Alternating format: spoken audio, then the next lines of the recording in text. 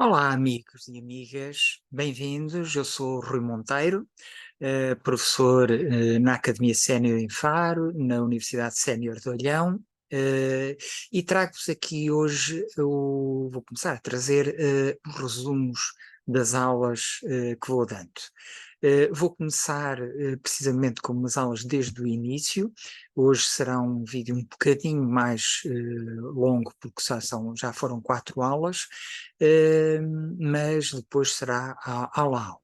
Então, eu vou começar por compartilhar aqui a tela com os slides que usei nas aulas, e aqui temos o nosso primeiro slide. Uh, Tirar aqui, por aqui no canto. Muito bem. Então, a primeira coisa que nós tratámos nas aulas foi precisamente que regras é que nós deveríamos seguir nas aulas. E todos estivemos de acordo, aliás, as ideias partiram principalmente das pessoas, e concordámos que primeiro, mais importante seria ouvir os outros, portanto, não falarmos enquanto estamos a ouvir. A segunda seria respeitar a forma de pensar e de sentir dos outros, mesmo quando não concordamos com eles. E, finalmente, respeitarmos a privacidade de quem se expõe, isto é, não irmos publicitar lá para fora aquilo que as pessoas nos dizem durante as aulas. Conversar entre as próprias pessoas que estão na aula, tudo bem, fora da aula, não. Muito bem, a apresentação da disciplina é o que nos está a ocupar agora as aulas.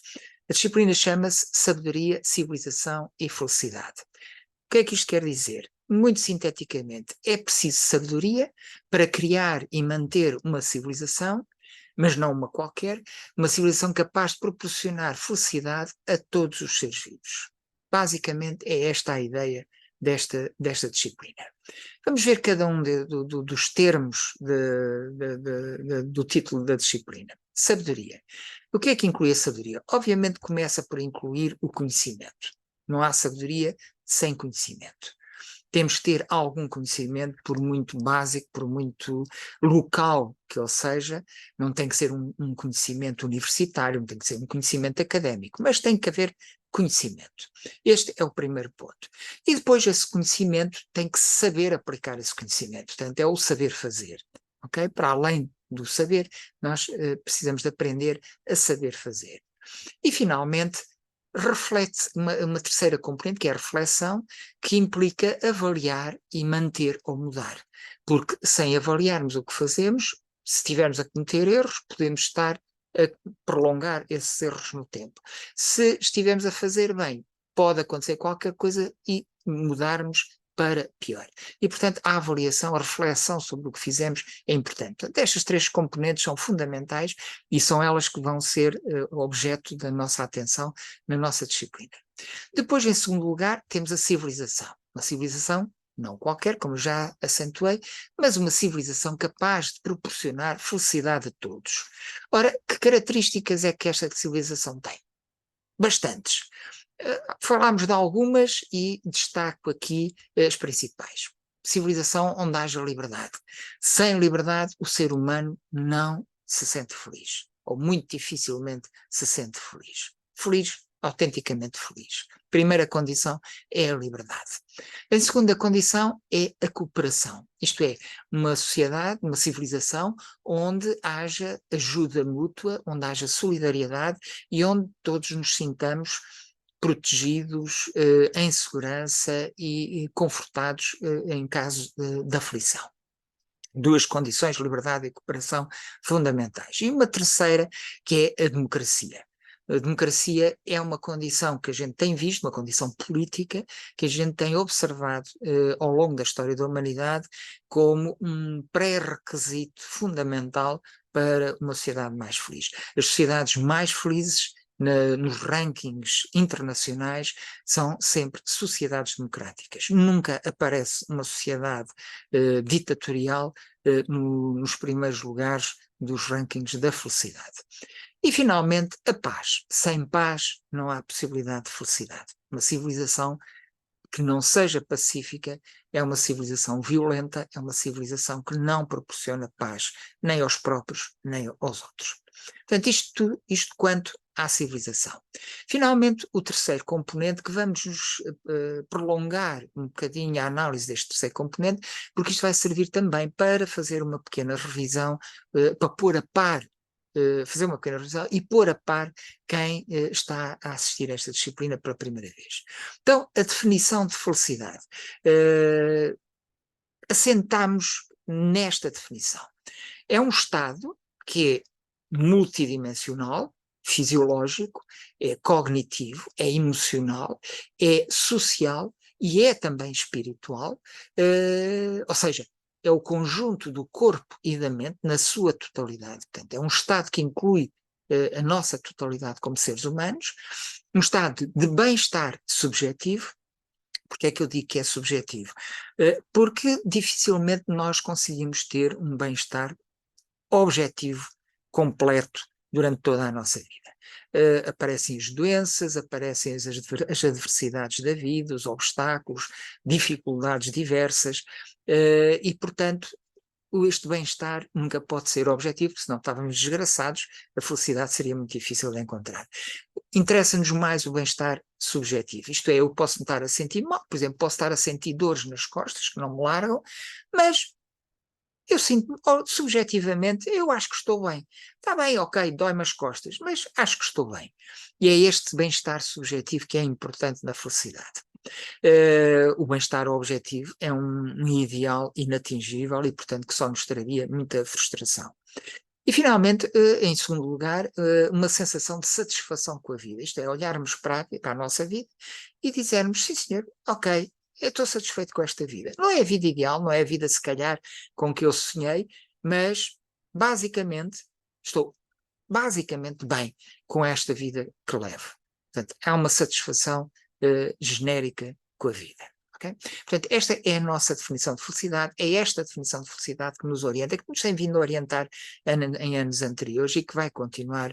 Estão a ver que é uma definição modesta, digamos assim, nos seus objetivos, nas suas pretensões, mas precisamente por ser modesta está ao nosso alcance. O problema das definições perfeitas de felicidade é que são inalcançáveis e, portanto, fonte de frustração. Muito bem. Que sentimentos é que inclui a felicidade? Quando nós nos sentimos felizes, sentimos o quê? Bom, primeiro, a primeira, digamos, a mais importante componente, talvez, é a da alegria. A alegria. Uma pessoa, quando sente alegria, mostra-o como. Como é que nós sabemos que uma pessoa sente alegria? Bom, obviamente, primeiro, porque se diverte e ri com os outros. É a manifestação mais evidente de alegria. Mas mais do que isso, é uma pessoa que sente alegria, é uma pessoa que se sente curiosa em relação a tudo. Em relação às outras pessoas, em relação ao conhecimento, em relação a tudo, a tudo. Okay? Curiosidade é uma condição fundamental para a alegria. Mas para além da curiosidade, temos também o interesse, porque a curiosidade por si só é suscitada por interesses que nós tenhamos. Se nós cultivarmos interesses variados, estamos a cultivar a curiosidade e estamos a cultivar a alegria. São formas de mostrarmos a alegria. A alegria, portanto, que é uma satisfação virada para o exterior. Por oposição, digamos assim, ao contentamento, que é uma satisfação virada para o interior. E quem sente contentamento mostra-o como? Bom, a manifestação mais evidente de contentamento que uma pessoa pode ter para os outros e para si próprio é sentir-se frequentemente grato, sentir gratidão. Gratidão em relação ao que lhe acontece, em relação a tudo o que de bom que lhe aparece e que às vezes a gente já nem dá conta porque estamos tão habituados que já nem damos conta, nem damos valor e, portanto, é fácil não sentir gratidão. Esta é, de facto, uma condição absolutamente fundamental para sentirmos contentamento. Mas também podemos incluir aqui a pessoa que promove a paz. É uma pessoa que se mostra contente consigo própria, não precisa de entrar em guerra com outros, não tem nada, não ambiciona nada que pertence aos outros. Portanto, é uma pessoa que promove a paz, tanto em si próprio como nos outros, ok? Portanto, o contentamento inclui pelo menos estas duas condições. Pertença social, a felicidade também inclui sentimentos de pertença social, muito importante. Se nós não sentimos a pertencer a algo ou a alguém, dificilmente nos sentiremos felizes. Como é que nós mostramos isto? Bom, primeiro através de relacionamentos positivos com grupos. Um ou mais grupos. Se nós tivermos um relacionamento positivo, construtivo, com um ou mais grupos, temos a sensação de pertença social que nos dá uma grande tranquilidade e um enorme bem-estar. Além disso, ou envolvemos com grupos, podemos só pertencer ao grupo, mas podemos envolver em projetos. Projetos que podem ser individuais, pessoais, mas também, e principalmente, são os mais gratificantes, projetos que envolvam outros. Duas condições para sermos felizes através dos sentimentos de pertença pessoal. Mas, para além disto, temos também sentimentos de realização pessoal e florescimento. Ou seja, no fundo, de crescimento, de melhoria como pessoas. Não é? Quem sente isto mostra como? Bom, uma pessoa mostra tendo propósitos de vida.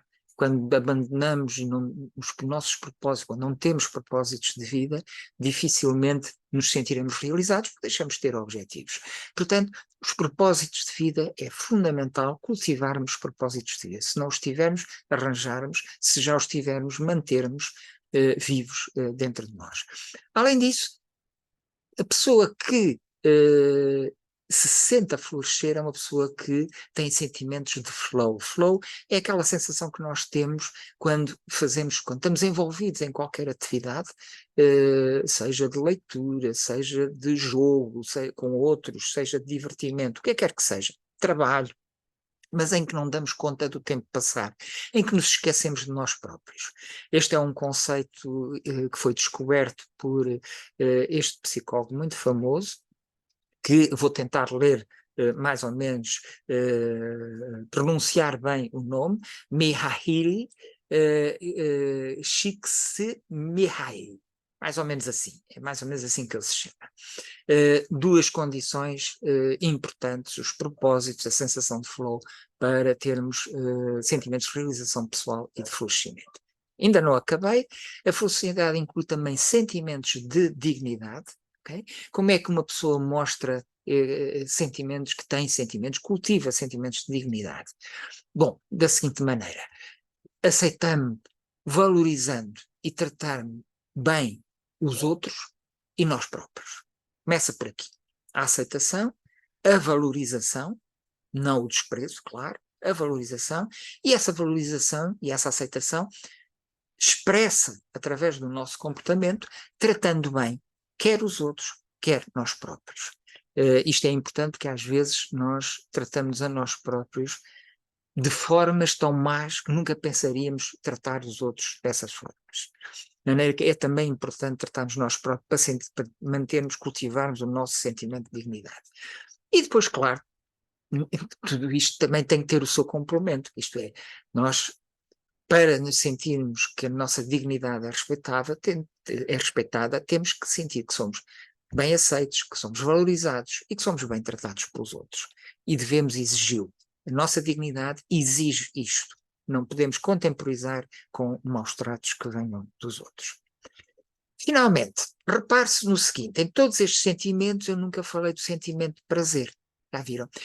O prazer está genericamente ausente da definição científica da felicidade. Os cientistas não gostam que consideremos o prazer. Porquê? Bom, primeiro, porque o prazer pode fazer mal à saúde. Okay? Comer uns chocolates dá muito prazer, comer comidas ricas em hidratos de carbono pode dar muito prazer, em açúcares pode dar muito prazer, mas pode fazer mal à nossa saúde. Portanto, prazer é um critério que é suspeito. Depois é uma faca de dois gumes. Portanto, por um lado, ele é necessário. É evidente que nós não nos sentimos felizes se não tivermos algum prazer, se não tivermos a sentir algum prazer. seja em qualquer uma daquelas condições anteriores, por exemplo, estar em grupo, envolvido em projetos, se eu não sentir um mínimo prazer com isso, não há hipótese de sermos felizes. Portanto, ele é necessário. Só que não é suficiente. Só que não é suficiente. Não chega o prazer para nos sentirmos felizes. Tem é que ser necessariamente em doses QB, como se diz nas receitas, o quanto baste. E porquê é que não pode ser excessivo? Primeiro porque se pode tornar num vício.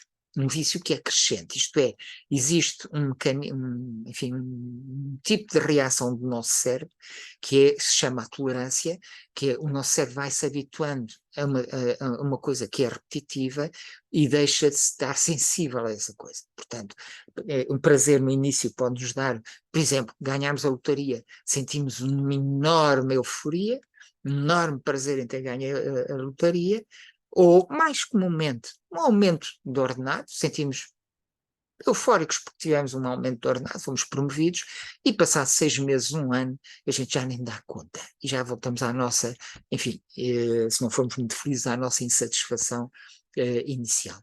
Este processo é um processo natural do nosso cérebro, chama-se a tolerância, e é isto que está na base dos vícios. Os vícios são, nós precisamos de cada vez de doses maiores daquilo que nos dá prazer para continuar a sentir prazer. E a busca do prazer pode dar origem a vícios que normalmente não fazem bem à saúde. Depois, porque o nosso cérebro também tem um outro mecanismo, que é, nós estamos mais ou menos em equilíbrio habitualmente, não é? Quando a balança pende para o lado do prazer, ao fim de algum tempo o nosso organismo puxa para o outro lado a fim de restabelecer o equilíbrio.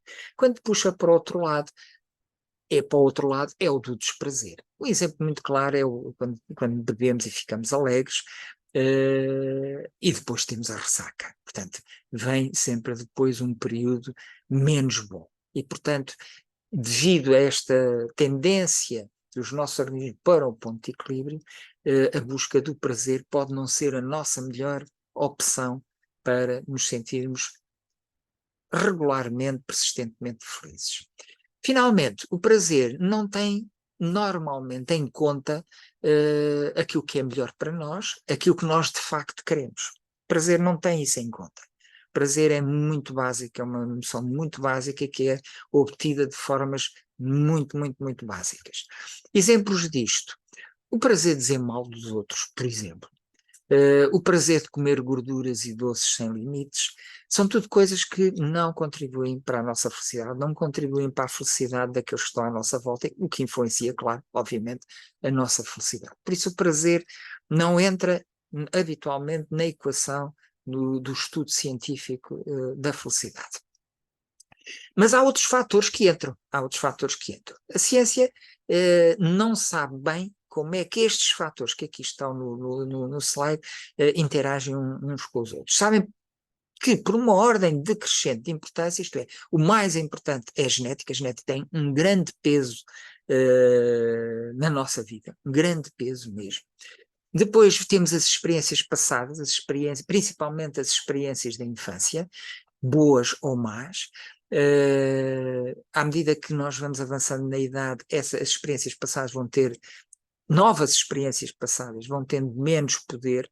As que têm mais poder para nos afetar para a vida inteira são as da infância, sem dúvida alguma. Porque é muito simples, porque o nosso cérebro na infância está em construção, está em crescimento e ele desenvolve-se à volta de experiências boas, o que faz com que eu fique preparado para tratar, promover, cultivar experiências boas. Se ele crescer e se desenvolver à volta de experiências más, essas experiências más serão a marca, serão a ferida, a cicatriz, pelo menos, que vai acompanhar a pessoa até o fim da vida. Depois as circunstâncias são também muito importantes. Todos nós já tivemos experiência de, em grupo, sentirmos e pensarmos coisas que depois, quando estamos sozinhos, levamos as mãos à cabeça e mas como é que é possível eu ter dito, ter pensado, ter sentido aquelas coisas? As circunstâncias, as pessoas que estão à nossa volta, as condições de vida à nossa volta influenciam imenso, nomeadamente, por exemplo, a pobreza. A pobreza é um dos grandes fatores de infelicidade das pessoas. Não estou a dizer a falta de dinheiro, procure, não. Pode-se ter pouco dinheiro e ser-se feliz, desde que se tenha o suficiente para o limiar da dignidade que falávamos lá atrás, viver com dignidade. Abaixo desse limiar é que, de facto, o dinheiro, a falta de dinheiro, condiciona fortemente a felicidade. Portanto, as circunstâncias são outro fator também muito importante. E, finalmente, as nossas ações individuais e coletivas, portanto, juntamente com os outros, também têm a sua influência e são das coisas, juntamente com as circunstâncias, talvez aquilo que nós tenhamos mais poder de controle e de poder modificar.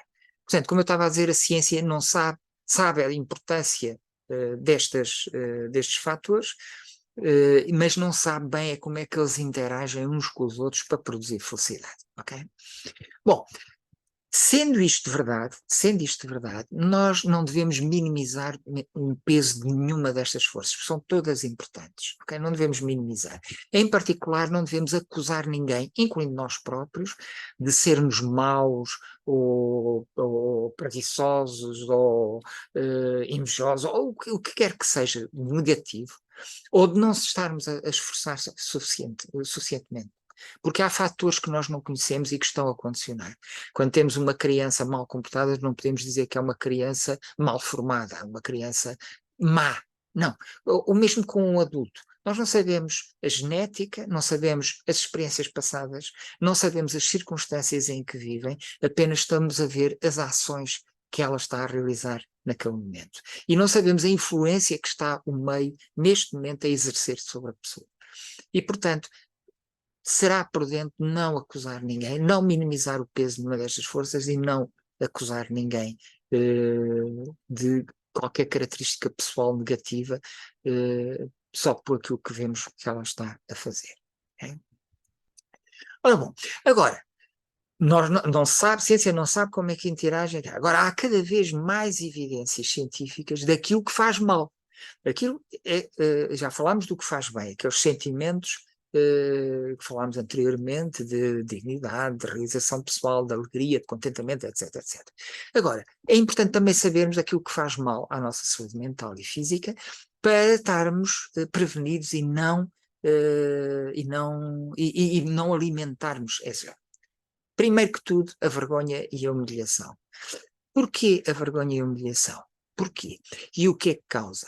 A vergonha é um sentimento que nos é instilado quando nós fazemos algo de mal, algo de errado, e nos sentimos mal perante os outros daquilo que fizemos. Vocês podem dizer, mas isso não é culpa.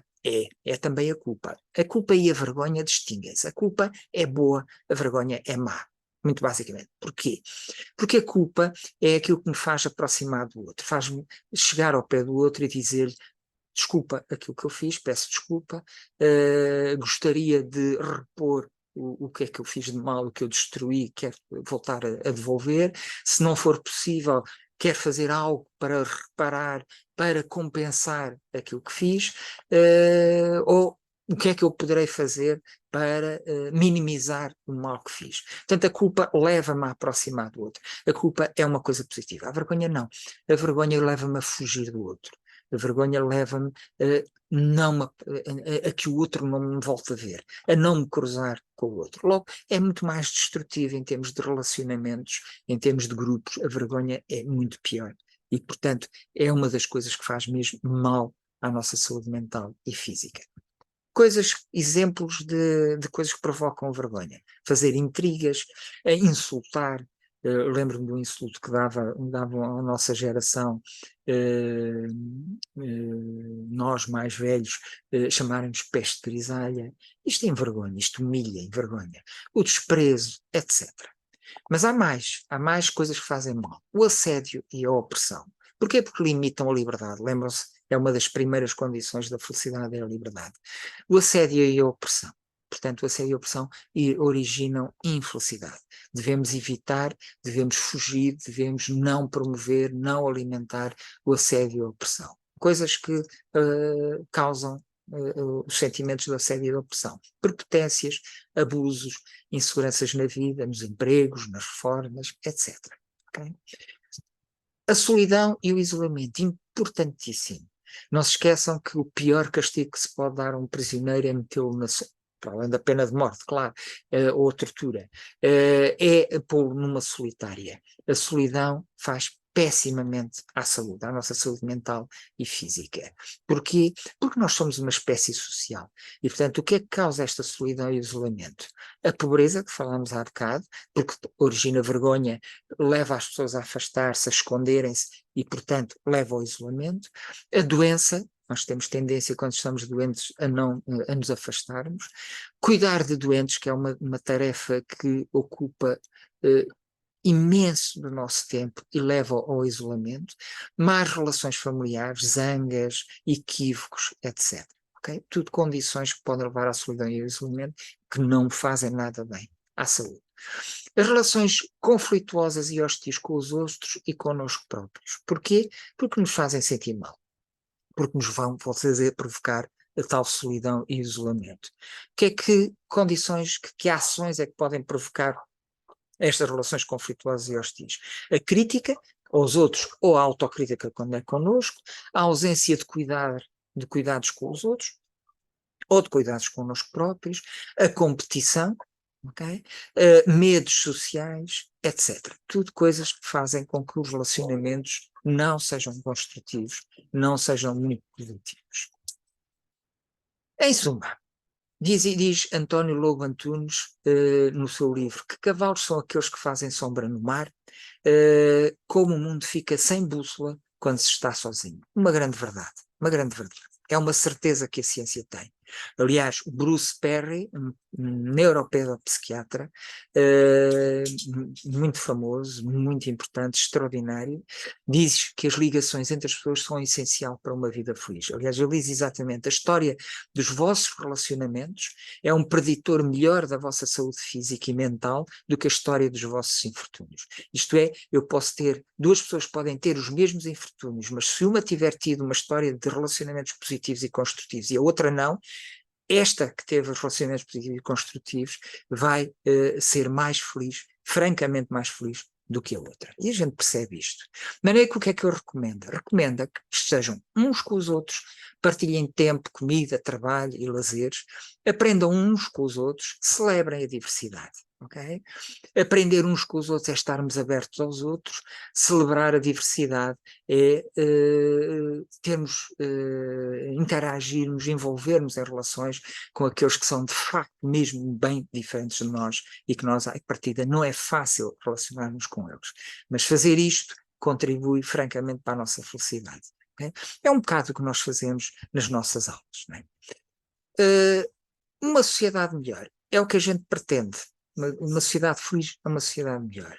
Ora, como a mente humana é acima de tudo social e tem necessidades acima de tudo sociais, os problemas derivados da pobreza, da opressão, do abuso, da desconexão com os outros, etc., muitos daqueles problemas que nós falámos atrás, podem resolver-se através da criação e de manutenção de comunidades mutuamente afetivas, protetoras e cuidadoras.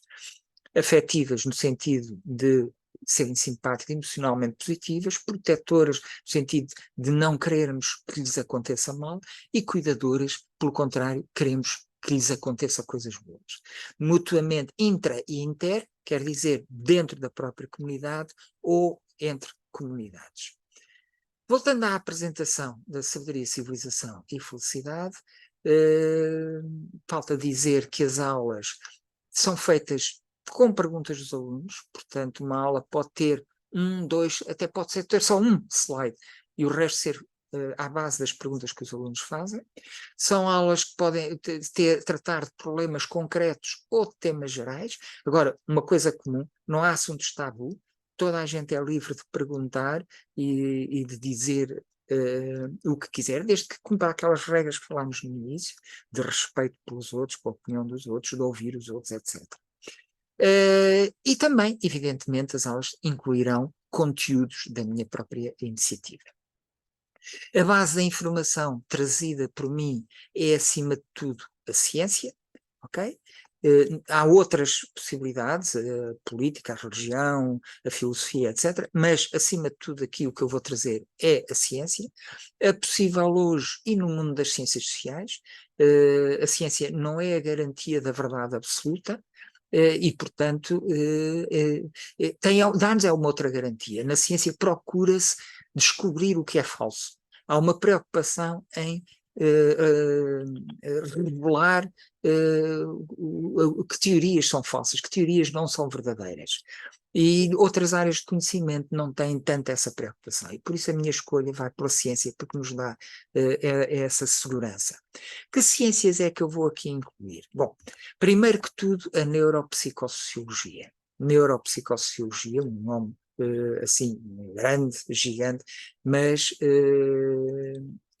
digamos, talvez a principal, porque inclui neuro, cérebro, psicologia e o social. A neuropsicossociologia tem a ambição de conseguir promover a paz, de conseguir reduzir as taxas de criminalidade, de conseguir melhorar a saúde física e mental das pessoas. E reparem, eu acredito que sim. Eu acredito que ela tem essa possibilidade de aumentar os níveis de educação das pessoas, de aumentar os rendimentos das famílias e receitas do Estado e de melhorar a qualidade de vida das nossas comunidades. A neuropsicossociologia tem estas ambições e isto é o que nos interessa aqui para a nossa disciplina, como vocês sabem, sabedoria, civilização, felicidade. Muito bem. Claro, objetivo final, sermos mais felizes, como é óbvio. Muito bem.